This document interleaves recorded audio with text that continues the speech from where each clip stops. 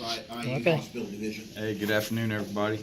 Dave Heights down here at the Extended Rat's Nest today. We're down here at Methodist Hospital. We're down here with Jeremy Carr today. We're down here doing our first meeting with him with the Circle City Modelers. Our last meeting, we did a two-part segment with Steve Shelton on how to do the photo-etched seatbelt sets. And this week, this is going to be my turn.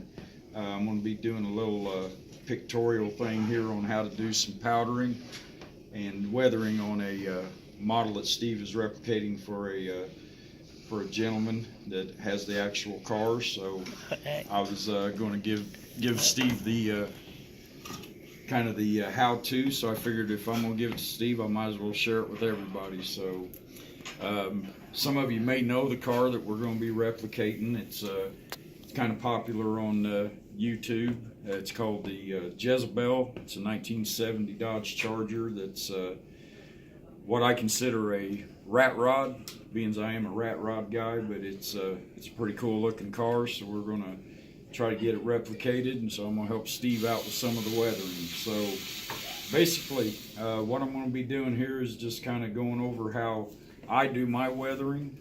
There's different applications to weathering. I've seen everything from the salt technique to people actually using real rust. I just use a product here. I picked it up while I was model railroading. It's called Ames Products, and it's a weathering powder kit. Each one of these containers holds a little plastic square that has different shades, different colors. So that's what we're going to be using today, along with a mix of little old polyester rust, and we're going to put some rust on this Dodge Charger now. So what I've done, we've actually went through and actually got the lower section of the rear quarter panel, like on the real car, we've got it shaped to the way the rust has had it chewed up and everything. We've kind of got the same pattern going there.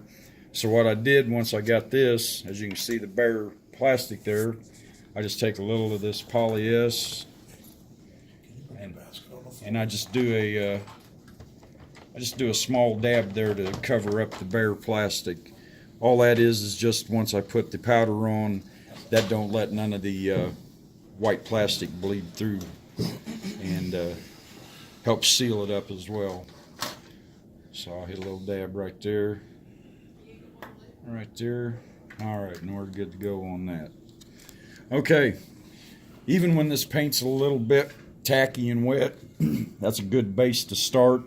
I also like to use a little bit of the Tester's dull coat lacquer, and what that does, that's kind of like a it's kind of like a adherent. It helps it stick to it as well. You'll see here in just a second. I'm gonna go ahead and put just a little bit of this on to get us started here as well. Just dab a little on there, just like so.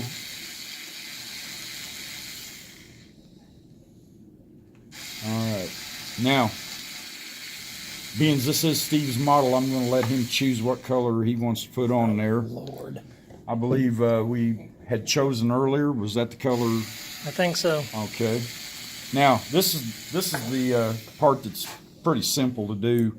I just take a soft bristle brush, and I just barely dab it down in there where I'm just getting a little bit of the powder on the end of the brush. And once I get it on there, I don't brush it on. I actually just kind of let it fall on there. I just tap the brush just like that and let it just kind of fall into place. Now, like I say, there's different colors of the rust on the actual cars, so I always like to start with the dark color first and then work my way up with the lights.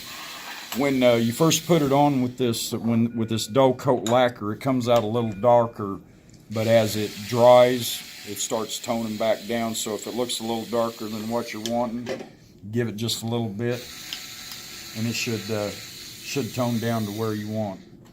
Like I said, just all the excess. That's why I always I either use a paper plate or a paper towel. Most instances I use a paper plate, that way the excess I can just put it right back in the container.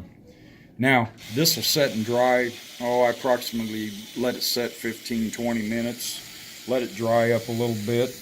So what we're going to do now, we're just going to pause the video, let it set for a few minutes, and we'll be back and we'll go with the second part of the coloring so everybody can see the difference in the shades of the rest.